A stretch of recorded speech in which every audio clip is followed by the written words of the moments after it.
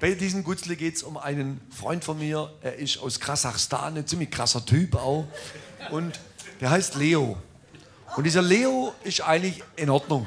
Er ist ein bisschen handfest, aber ist eigentlich in Ordnung.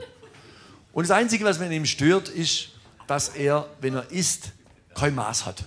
Der isst und trinkt, wie der Schwab sagt, im Oberstand. Ist seine Sache. Sei Ding. Jetzt ist aber so, jetzt waren wir auf dem Cannstatter Wasser, wir sind im Bierzelt gewesen und der Leo hat ordentlich getrunken und gegessen, wie gesagt, im Oberstand. Was seine Sache ist. Jetzt wollte er aber nach dem Festzelt noch Achterbahn fahren. Da habe ich gesagt, Leo, bitte, lass es bleiben, das gibt eine Katastrophe. Der Leo hat nicht auf mich gehört, er war stur und wollte unbedingt Achterbahn fahren, bis ich auf die brillante Idee kam, aus der Hüfte ein Gutzle zu entwickeln auf Basis eines Vicky Leandros-Titels. Ich habe gesagt zu ihm,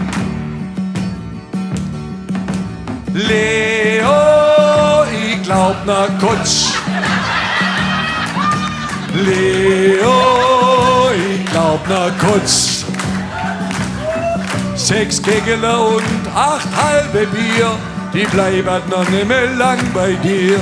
Leo, ich glaub na Kutsch. Vielen herzlichen Dank.